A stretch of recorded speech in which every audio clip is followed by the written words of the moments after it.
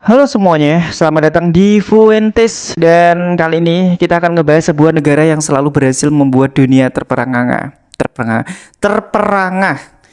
Entah karena keindahan budayanya yang magis atau mungkin karena realitas sosialnya yang seringkali bikin kita geleng-geleng kepala. Nama negara ini adalah India. Bagi mata dunia barat atau penonton awam ya, India itu seringkali dicap aneh karena banyaknya hal yang nggak biasa yang disembah, disucikan, bahkan dituhankan. Mungkin mulai dari hewan, benda mati, hingga elemen-elemen alam-alam lainnya yang unik-unik intinya. Namun kalian tahu nggak bahwa dalam pandangan filosofi lokal India, terutama konsep Sanatama Dharma atau panteisme, Tuhan itu diyakini ada di mana saja. Manifestasi ini tuh bisa ditemukan dalam setiap jengkal alam semesta, baik itu manusia, hewan, tumbuhan, hingga aliran sungai. Namun ya, di balik lapisan spiritualitas yang begitu tebal ini, ada sebuah kontras yang sangat tajam ketika garis batas antara kesucian spiritual itu menabrak hukum modern, politik, dan juga ego manusia. Dari sini maka muncullah sebuah paradoks besar, dan hari ini kita itu tidak akan hanya melihat apa saja hal yang unik disembah di India, tetapi kita juga akan membedah secara kronologis dan juga faktual bagaimana tradisi penyembahan ini tuh kadang-kadang bergeser menjadi sebuah realitas sosial yang kelam dan juga berbahaya. Jadi mungkin mari kita bedah satu persatu secara detail. Ya mungkin biar nggak lama-lama ya, biar kalian nggak nunggu basa-basi, siapkan kopi kalian, duduk yang manis karena ini akan panjang, dan mari kita bahas beritanya.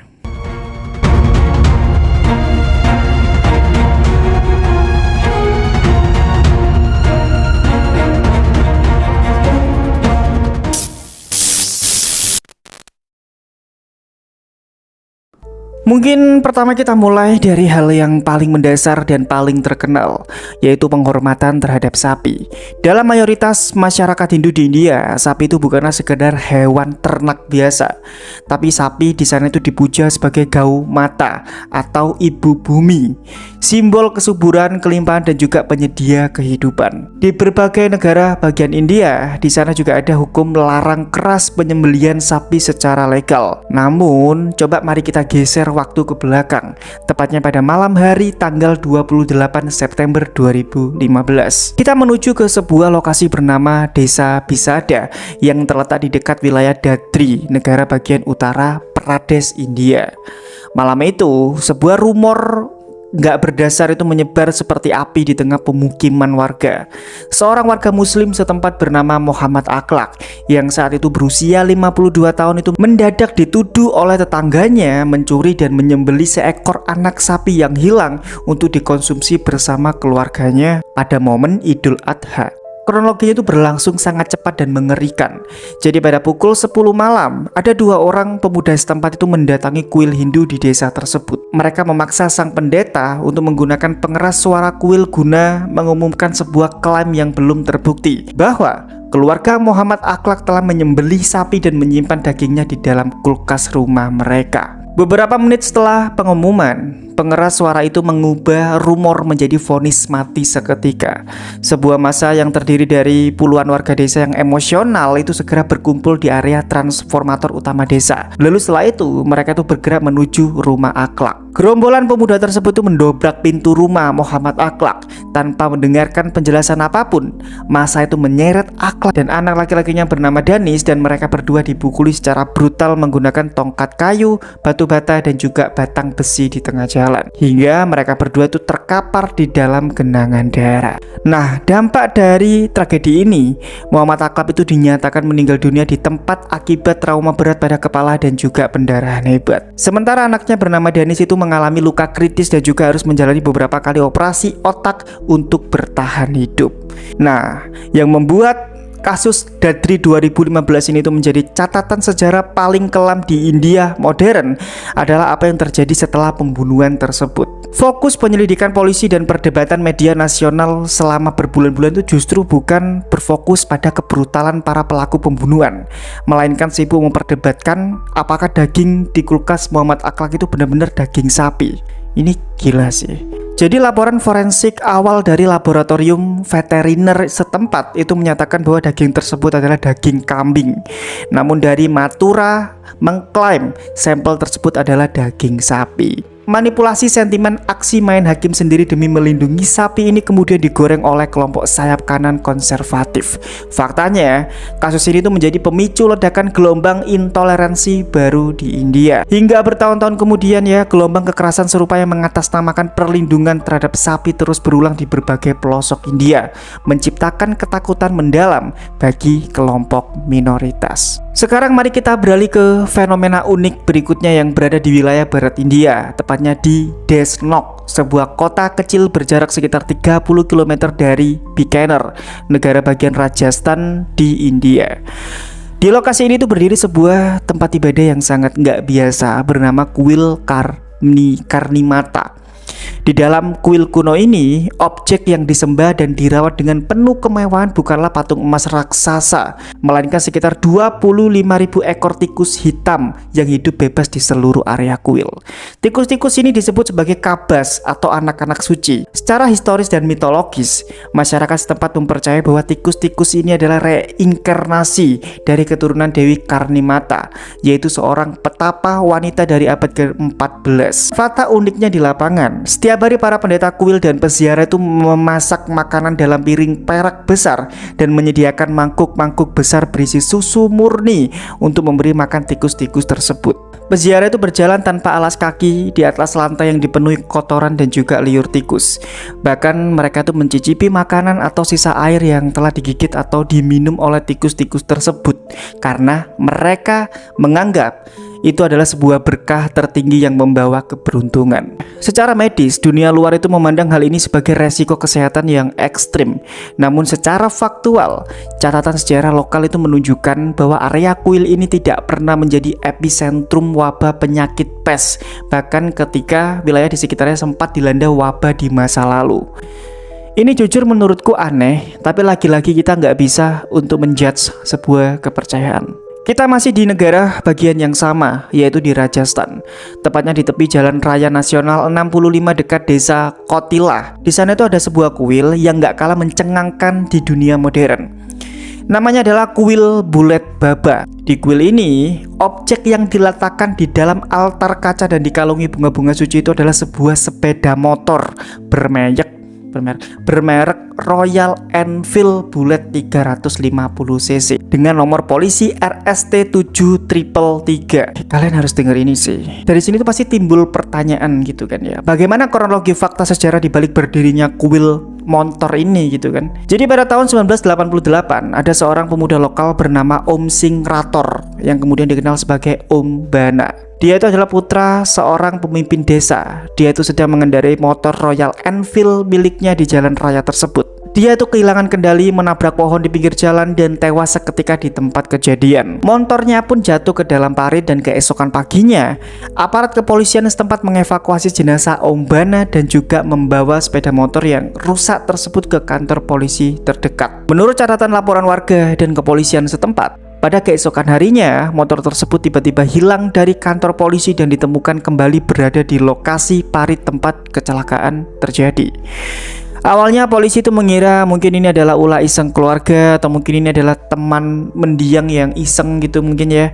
Dan polisi akhirnya membawa kembali motor tersebut ke kantor, menguras seluruh tangki bahan bakarnya hingga kosong dan merantai motor tersebut di bawah pengawasan ketat. Namun keesokan paginya, rantai tersebut itu putus dan motor itu kembali ditemukan berada di bawah pohon tempat Om Bana tewas. Dari sini terbentuknya sebuah kuil baru karena orang sana itu menganggap bahwa kejadian ini sebagai tanda mukjizat spiritual dari arwah Om Bana. Masyarakat setempat itu akhirnya membangun sebuah altar permanen di lokasi kecelakaan tersebut dan hingga hari ini setiap pengemudi truk, bus dan juga pengendara motor yang melewati jalur lintas Jodhpur Pali itu wajib berhenti di kuil Bulet Baba. Mereka berdoa dan mempersembahkan botol minuman keras jenis whisky ke altar motor tersebut untuk memohon perlindungan dari kecelakaan jalan raya. Lagi-lagi ini aneh, tapi ini kepercayaan. Gimana coba? Jika kita berbicara tentang India, kita nggak bisa melewatkan kota tertua dan paling suci di sana, yaitu Varanasi atau dikenal juga sebagai Kashi, yang terletak di tepi sungai Ganga, negara bagian Uttar Pradesh. Kota ini itu adalah pusat dari ritual kematian umat Hindu, di mana di sana terdapat dua tempat kremasi terbuka terbesar yang beroperasi 24 jam sehari tanpa henti sepanjang tahun. Namanya adalah Manikarnika Ghat dan juga Haris Chandra Ghat. Di tempat pembakaran mayat inilah sebuah kelompok petapa ekstrim bernama Sekte Aghori tinggal dan menjalankan sebuah ritual mereka. Aghori adalah para penyembah dewa Shiva dalam manifestasinya sebagai Bhairava atau dewa kehancuran. Mereka adalah penganut paham monisme radikal yang bertujuan untuk memutus siklus reinkarnasi samsara untuk mencapai kebebasan absolut atau moksa. Bagi orang luar ya, praktek hidup kaum Aghori dinilai sangat mengerikan dan tabu gitu. Namun seluruh praktik mereka itu tercatat secara faktual oleh para antropolog dunia. Jadi ya, kaum Aghori itu membalurkan seluruh tubuh, wajah dan juga rambut mereka menggunakan abu hasil pembakaran jenazah manusia atau disebut vibhuti yang diambil langsung dari kayu bakar di Manikarnika Ghat.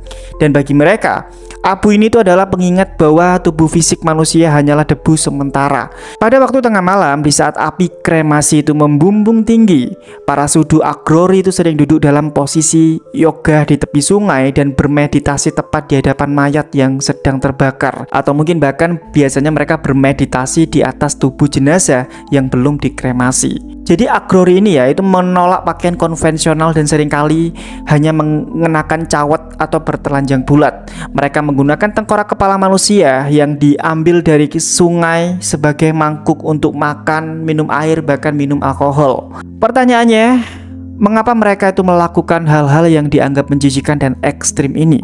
Jadi ya, filosofi dasar Aghori itu adalah menghapus dualisme dalam pikiran manusia. Di mata seorang Aghori, tidak ada perbedaan antara yang bersih dan kotor, antara yang suci dan najis, atau mungkin antara kehidupan dan juga kematian. Semuanya itu adalah bagian dari energi ilahi Dewa Shiva. Dengan menghancurkan segala batasan tabu sosial kemanusiaan, mereka percaya bahwa ego manusia akan hancur total dan menyisakan kesadaran murni.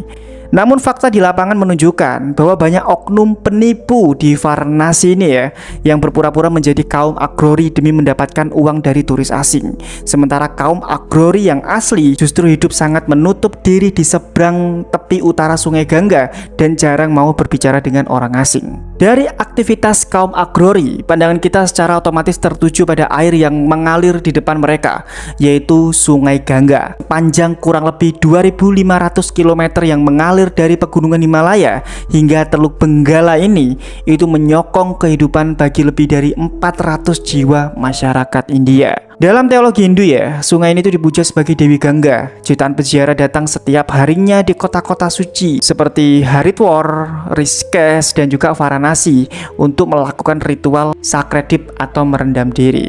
Mereka itu percaya bahwa sungai Ganga itu memiliki kekuatan spiritual murni yang mampu menghapus segala dosa masa lalu dan menyembuhkan penyakit fisik. Namun teman-teman ya, disinilah letak paradoks terbesar di bumi.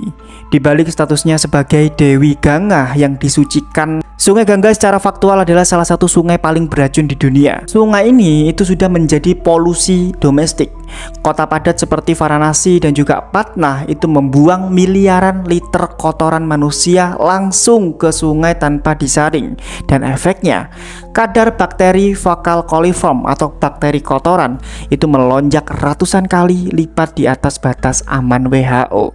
Terus lagi ya, di sana itu ada limbah industri Kanpur. Kanpur itu adalah pusat industri penyamakan kulit, dan selama puluhan tahun pabrik di sini tuh membuang kromium hexavalen atau zat kimia pemicu kanker yang sangat beracun.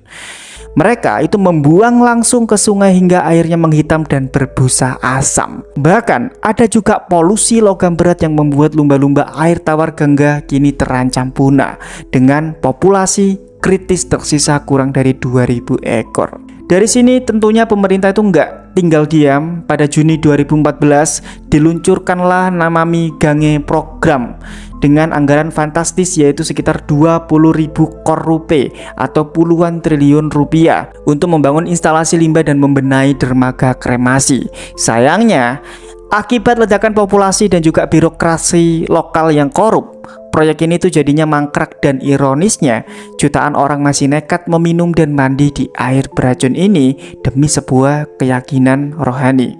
Dari semua fakta tadi ya, apa kesimpulan logis yang bisa kita ambil? Kalau menurutku, India itu adalah contoh nyata bagaimana mitologi kuno berbenturan keras dengan realitas abad ke-21. Kita mungkin nggak bisa gitu aja kayak mencap bahwa budaya mereka itu aneh, karena tradisi inilah yang mungkin menjadi jangkar identitas mereka selama ribuan tahun gitu ya. Namun secara logis, kalau misalkan kita berpikir, ketika dogma agama itu mengabaikan akal sehat dan kemanusiaan, kerusakan fatalnya menurutku nggak bisa dihindari. Ya, contoh dari tragedi Dadri menunjukkan bagaimana dogma perlindungan hewan yang ekstrim itu bisa dimanipulasi secara politik hingga tega merenggut nyawa manusia. Sedangkan Sungai Gangga itu menunjukkan bias kognitif massal gitu menurutku ya. Ya karena kita bisa ngelihat lah bahwa masyarakatnya itu menggabungkan antara kesucian rohani sebuah objek tapi menutup mata pada tanggung jawab ekologisnya. Mereka itu memuja sungai sebagai dewi tapi sekaligus mengotorinya dengan racun industri. Menurutku itu adalah sebuah kontradiksi moral yang nyata gitulah.